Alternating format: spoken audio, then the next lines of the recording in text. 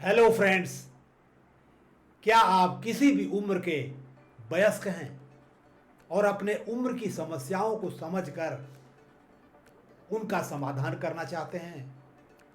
यदि हाँ, तो ये वीडियो आपके लिए बहुत काम का साबित हो सकता है। नमस्कार दोस्तों, मेरा नाम रामचंद्र राय है। मैं video series effective personality for true success के इस 23वें एपिसोड यानी आखिरी एपिसोड में आप सभी का हार्दिक स्वागत करता हूं। पिछले 22 एपिसोड में मैंने पर्सनालिटी के डिफरेंट एस्पेक्ट्स पर आपके साथ चर्चा किया, साथ ही साथ बचपन और किशोरावस्था की समस्याओं पर आपसे चर्चा किया। और आज के इस अंतिम वीडियो में वयस्क जीवन यानी एडल्ट लाइफ के ऊपर, उसकी समस्याओं के ऊपर मैं आपसे चर्चा करना चाहता हूं। इस वीडियो में मैं आपको बताऊंगा कि वयस्क होता कौन है, कितने स्टेजेज होते हैं, क्या समस्याएं हो सकती हैं, उनका समाधान क्या है। और इसको मैं भारतीय आश्रम पद्धति से भी लिंक करूंगा, इसलिए वीडियो आपके लिए बहुत उपयोगी साबित हो सकता है। मैं आपसे अनुरोध करूंगा कि इसको अंत तक देखिए और कमेंट करके बताइए कि आपको कैसा लगा। और अगर आपको ये अच्छा लगे तो इसे लाइक करके अपने दोस्तों के साथ शेयर करिए, ताकि वे लोग भी इसका पूरा का पूरा लाभ उठा सकें। जहां तक हमारे इस चैनल का सवाल है, प्रयास विकल्प चैनल आपके व्यक्तित्व के समेकित विकास के लिए पूरी तरह समर्पित है। जो भी वीडियो इस पर आता है आपको अपने पर्सनालिटी को बेहतर करने में आपकी मदद करेगा। इसलिए अगर आपने इसे अभी तक नहीं सब्सक्राइब किया है तो सब्सक्राइब करके बेल बटन जरूर दबा दीजिए, ताकि जो भी वीडियो मैं लेके आऊं उसका नोटिफिकेशन आपको अपने आप मिल जाए और आप इसका लाभ उठा सकें। दोस्तों, आइए अब हम लोग वयस्क जीवन के ऊपर चर्चा करते हैं। सबसे पहला सवाल, वयस्क कौन होता है, इसके क्या एस्पेक्ट्स हैं?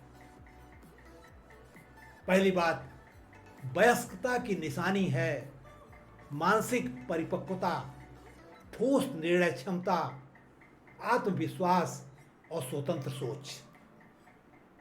जहां तक उम्र का सवाल है, यह 16 से शुरू होकर 21 साल के बीच में कभी भी शुरू हो सकता है।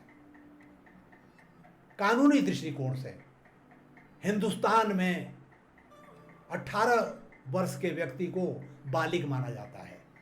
वो किसी दूसरे बालिग व्यक्ति के साथ एक इनफोर्सेबल कॉन्ट्रैक्ट साइन कर सकता है, लीगल रिलेशनशिप में इंटर कर सकता है, क्योंकि यह माना जाता है कि उसको अपने बुरे और भले की समझ है, अपने हित की रक्षा कर सकता है, सही निर्णय ले सकता है। अधिकांश देशों में 18 वर्ष की उम्र को ही मेजर माना गया है, लेकिन कुछ ऐसे देश हैं जो कम उम्र में भी लोगों को मेजर मानते हैं, जैसे ईरान में 15 साल है, और कुछ देश ऐसे हैं जो कई साल या उससे ज़्यादा के लोगों को मेजर मानते हैं, जैसे सिंगापुर है, बहरीन है, कुवैत है। दोस्तों, जहाँ तक मनोवैज्ञानिक दृष्टिकोण से एडल्टहुड का सवाल है, इसके 3 फेजेज होते हैं, 3 चरण होते हैं।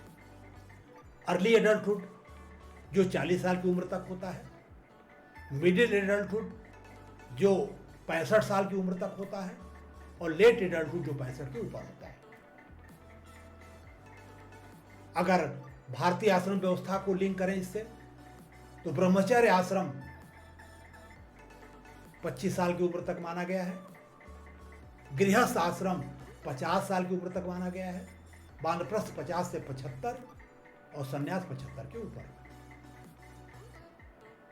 लेकिन अगर आधुनिक संदर्भ में देखा जाए तो ब्रह्मचर्य आश्रम का जो उद्देश्य है शिक्षा ग्रहण करना है, तो वो हो सकता है 25 में पूरा ना हो पाए, 30 तक भी जा सकता है, 32 तक भी जा सकता है। जहां तक गृहस्थ आश्रम का सवाल है, नौकरी पेशा अन्य लोग, कुछ लोग 60 में रिटायर होते हैं, कुछ 62 में, कुछ 65 में, कुछ और भी ज्यादा काम कर लेते हैं।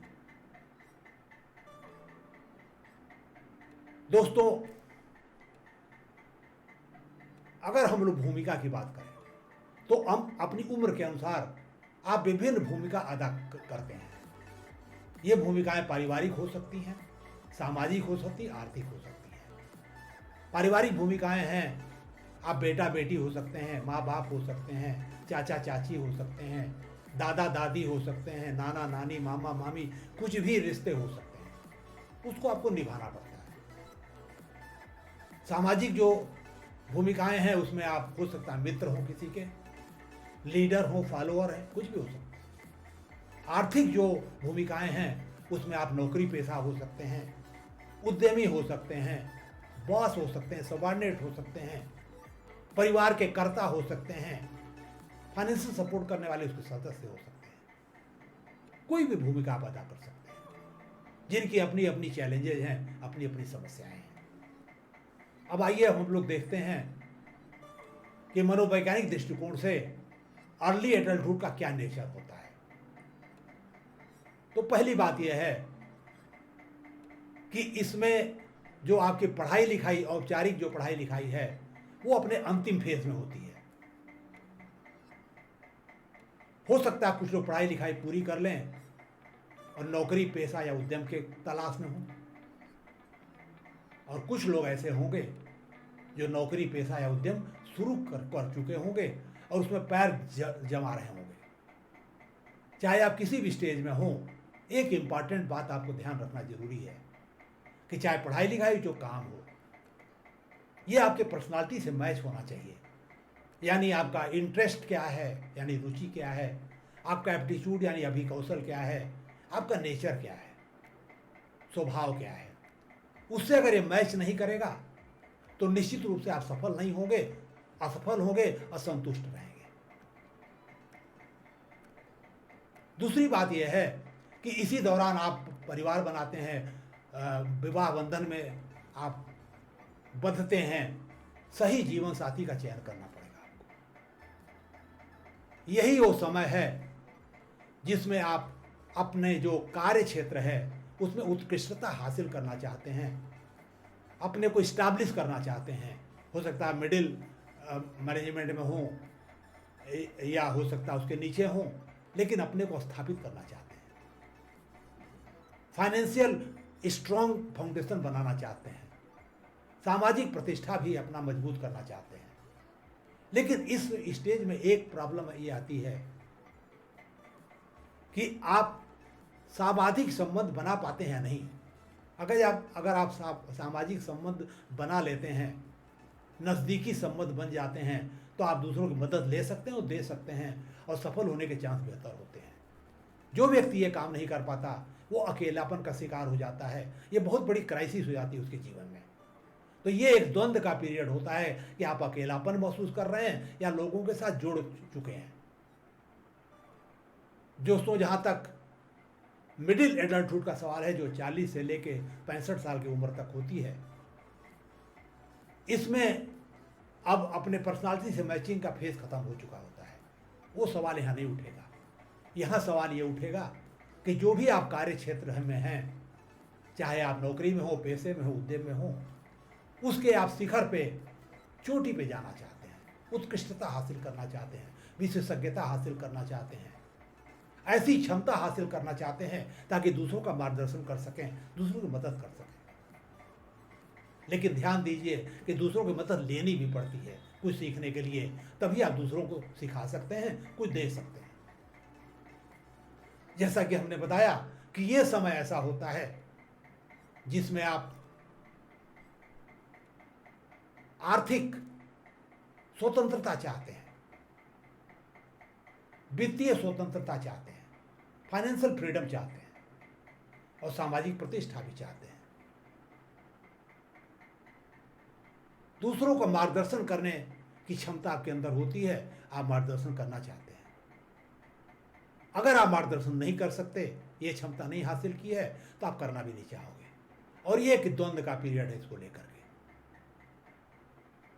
ये कार्यशील होने का समय है, जितना मेहनत करेंगे उतना आपको फल मिलेगा।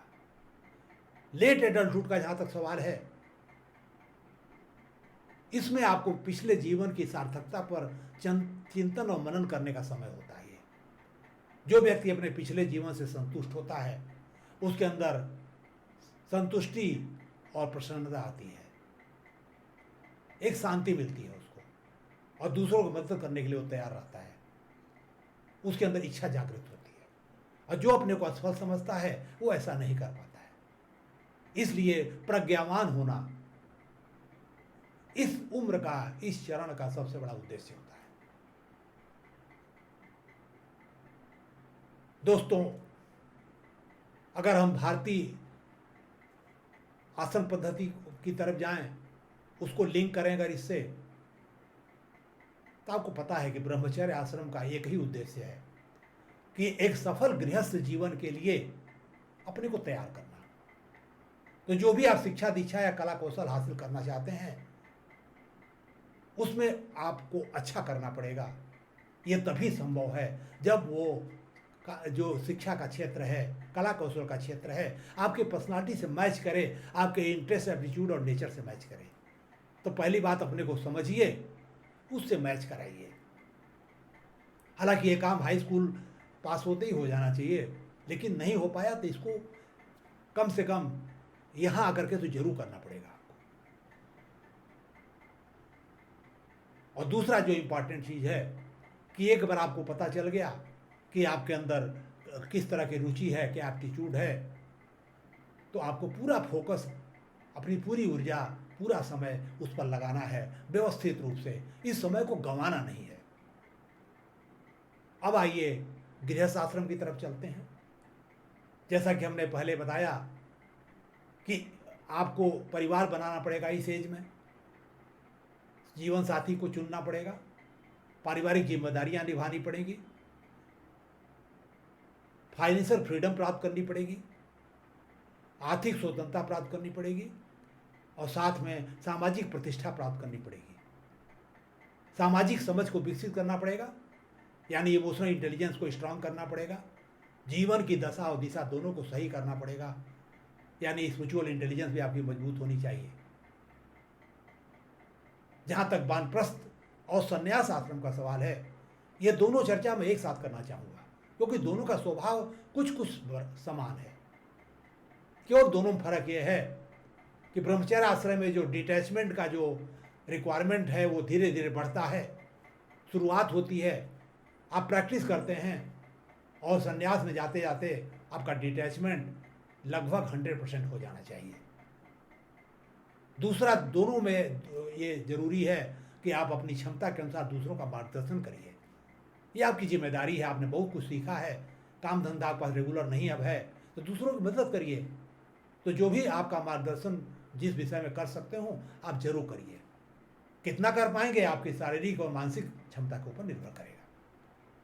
और तीसरा इम्पॉर्टेंट है जो दोनों आश्रमों के लिए, वो ये है कि चूंकि आपका एज ज़्यादा हो जाती है, इसलिए आपको अपने स्वास्थ्य की तरफ ध्यान देना चाहिए, स्वस्थ जीवन शैली अपनाना चाहिए, योग, प्राणायाम, व्यायाम आदि करना चाहिए, और सही खान पान रखना चाहिए। ये दोनों आश्रम के लिए बहुत ज़रूरी है। ये आपकी फर्स्ट प्रायोरिटी होगी। उसके बाद ही आपको अन्य दो काम करने हैं, यानी आपको मार्गदर्शन करना है और डिटैचमेंट प्रैक्टिस करते करते उसको शून्य करना है। दोस्तों, आपने देखा कि जो वयस्क जीवन है वो एक बहुत इंपॉर्टेंट जीवन है। 16 से लेके जहाँ तक जिंदा रहेंगे बहुत लंबा पीरियड है। डिफरेंट स्टेज में डिफरेंट तरह की चैलेंजेज आते हैं। समरी के रूप में अगर मैं कहना चाहूँ कि आपको क्या करना चाहिए अपने व्यक्तित्व को बेहतर करने के लिए, तो सबसे इम्पॉर्टेंट चीज़ ये है कि जो बचपन की कल्पना को छोड़िए और वास्तविकता से इसका सामना करिए। दूसरी चीज़, अपना जो पिछला अनुभव है उसका इस्तेमाल करके दिन पर दिन बेहतर बनिए, अपनों को इंप्रूव करते जाइए। तीसरी चीज़, हमेशा कोशिश करिए कि आपके अंदर अच्छी चीज़ जाए, अच्छी चीज़ पढ़ें, सुने और देखें, ताकि आप बेहतर बने, आपका व्यक्तित्व बेहतर बनता चला जाए। और इसके लिए ज़रूरी है कि आप अपनी रुचि का निर्धारण पहले कर लें कि आप बने किस काम के लिए हैं। इसलिए कुछ सवाल अपने से पूछिए, नोट करिए और उनका ईमानदारी से जवाब ढूंढिए और फिर आगे का कदम उठाइए। पहली चीज, सबसे महत्वपूर्ण काम आपके लिए क्या लगता है? दूसरा, आपके जीवन का उद्देश्य क्या है? किस प्रकार का जीवन जीना चाहते हैं? उसकी क्या दिशा होनी चाहिए? तीसरी चीज, कौन सा काम करने में आपके अंदर एक उत्साह पैदा होता है, एक ऊर्जा का संचार होता है, आनंद मिलता है? कौन सा काम करने के लिए आप सुबह बिस्तर से कूद के उठना चाहते हैं ताकि उसको तुरंत शुरू कर सकें? और कौन सा काम करने के लिए आपके अंदर कोई भी थकावट नहीं आती है, समय का पता नहीं चलता है? अगर इसका सही उत्तर मिल गया तो निश्चित रूप से आप ये जान पाएंगे कि आप बने किस लिए हैं। दोस्तों, एक बार आपको पता चल गया तो निश्चित रूप से आपको ये पता करना पड़ेगा कि जो उस काम के चैलेंजेज हैं उनके संदर्भ में आपके व्यक्तित्व में क्या क्या कमियां हैं, उन कमियों को दूर करना पड़ेगा। उसके लिए आपको ग्रुप में ब्रेनस्टॉर्मिंग करनी पड़ेगी अपने समकक्ष लोगों के साथ, और विभिन्न मुद्दों पे एक राय कायम करनी पड़ेगी, और सही और गलत का निर्णय लेकर के अपने व्यवहार में चेंज लाना पड़ेगा। अपनी पर्सनालिटी को स्वनियंत्रित, स्व उत्प्रेरित और स्व संचालित बनाना पड़ेगा। अगर आप ऐसा कर लेते हैं तो अपने जीवन में जरूर सफल होंगे, आपका पर्सनालिटी इफेक्टिव होगा और आप सच्ची सफलता जरूर हासिल करेंगे। दोस्तों, इन्हीं शब्दों के साथ मैं इस वीडियो का समापन करना चाहूँगा। अब इसके बाद जो भी वीडियो आएंगे वो स्टैंड एलोन वीडियो होंगे, लेकिन जो भी टॉपिक होगा आपके पर्सनालिटी को बेहतर बनाने में आपकी मदद करेगा। इसलिए आपसे मैं अनुरोध करूंगा कि आप इस चैनल को ज़्यादा से ज़्यादा लोगों को सब्सक्राइब कराइए, खुद सब्सक्राइब करिए, और इस चैनल को अपनाइए। इस वीडियो को लाइक करके दोस्तों में शेयर करिए और कोशिश करिए कि अच्छा पढ़ें, देखें और सुनें, ताकि आप बेहतर बने, आपका व्यक्तित्व बेहतर बने और सफलता का चांस बेहतर हो। हमें सुनने के लिए बहुत बहुत धन्यवाद।